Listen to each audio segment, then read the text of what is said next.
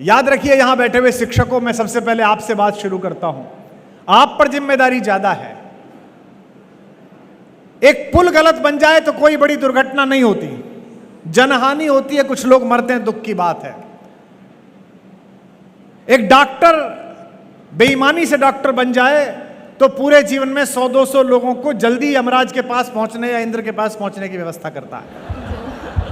लेकिन एक अध्यापक गलत हो जाए, एक अध्यापक अपना काम ठीक से ना करे, एक अध्यापक केवल यह सोचे कि मैं वेतन के लिए काम कर रहा हूं, तो मानिए कि वैसी पीढ़ियां तैयार कर देता है तो देश आगे जा सकता है या पीछे जा सकता है। कौटिल्य के अध्यापकों, आपके पास जिम्मेदारी यह नहीं है कि कौटिल्य एकेडमी 30 साल कैसे चलेगी, 40 साल कैसे चलेगी। आप पर जिम्मेदारी यह है कि आपके यहां जितने बच्चे आए, चाहे वो सेलेक्ट हों चाहे ना हो, वो जिंदगी से भरे हुए और भारत के प्रति उत्तरदायित्व से भरे हुए पैदा हो।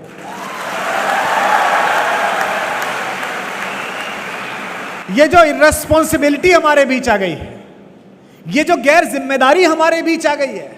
2011 आंदोलन शुरू होने से पहले तक मैं भी पढ़ाता था, BA MA की क्लास पढ़ाता था, और मैं देखता था कि मेरी कॉलोनी में रहने वाले प्रशासनिक अधिकारी या एक छोटा सा व्यापार करने वाले आदमी के चेहरे पर जितनी हनक, जितनी तेजस्विता, जितना गौरव बोध, अपने काम के प्रति जितना उत्सुक भाव होता था, उतना अध्यापकों में नहीं होता था। क्योंकि आप इस बात से मत तोलिए खुद को कि आपको वेतन कितना मिलता है। आप इस बात से मत तोलिए कि आपको विधायक जी जानते हैं कि नहीं जानते, उषा जी आपकी मंत्री, हमारी बड़ी बहन आपको जानती हैं कि नहीं जानती हैं।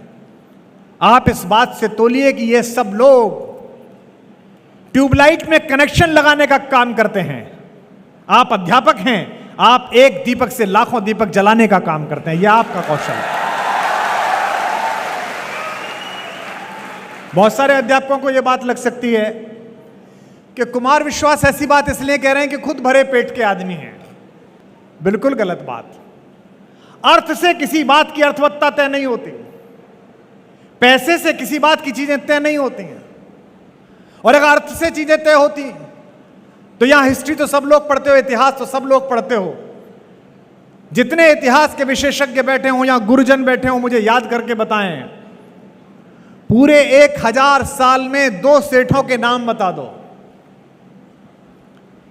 पूरे 1000 साल के भारत के इतिहास के सेठों के नाम पता नहीं है तुम्हें। 14वीं शताब्दी का सबसे बड़ा सेठ कौन था, दिल्ली का, पता नहीं है। 16वीं शताब्दी में इंदौर का सबसे बड़ा सेठ कौन था, पता नहीं है।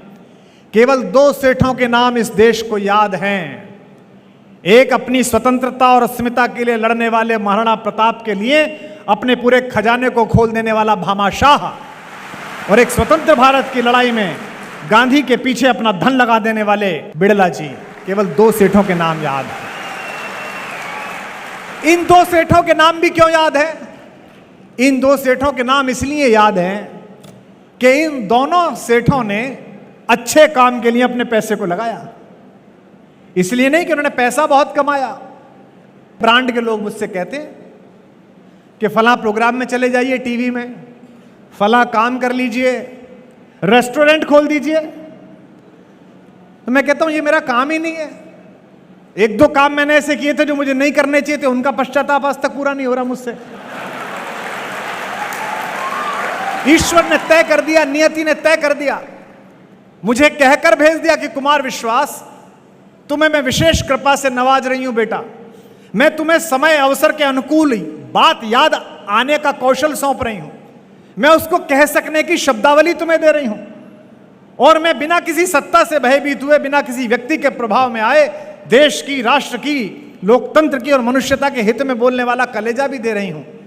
तो जो काम भगवान ने मेरे लिए तय किया है, अगर उसमें मैं ज्ञान अपना लगाऊं तो मुझसे बड़ा मूर्ख कौन। इसलिए जितने भी बच्चे यहां तैयारी कर रहे हैं, और आज जितने बच्चे जिनकी नौकरी लगी है, अगर आपसे ईश्वर को कुछ और कराना होता, अगर पैसे ही कमाने होते, तो 10वीं पास लोग पैसे कमाते हैं, 12वीं पास लोग 2-2 हजार करोड़ के टर्नओवर का काम करते हैं। आपको पढ़ा लिखा कर कौटिल्य एकेडमी में आपने 1 साल भर पढ़ाई की, 2 साल पढ़ाई की, इसके बाद आपको जज इसलिए बनाया गया है, इसके बाद आपको SP इसलिए बनाया गया है, इसके बाद आपको कलेक्टर इसलिए बनाया गया है कि इंदौर के किसी कोने में, देवास के किसी कोने में भारत के किसी कोने में जहां आपकी नौकरी लगे, वहां एक छोटी सी ढाणी में भी रहने वाला एक आदमी, झोपड़ी में रहने वाला आदमी भी जब आपके द्वार पर न्याय मांगने आए तो इस कौटिल्य अकादमी की शिक्षा याद रखना। मुझे आश्चर्य होता है, आईएएस के घर में पैसे निकले तो एक हफ्ते तक तो गिनती लग गई। एक हफ्ते तक गिनती हुई, नोट नहीं गिने गए। ये क्या देश बना रहे हैं? और क्यों बना रहे हैं हम?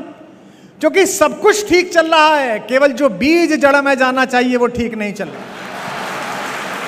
ये जो देश के चरित्र निर्माण की प्रक्रिया है, ये केवल अध्यापक कर सकता है।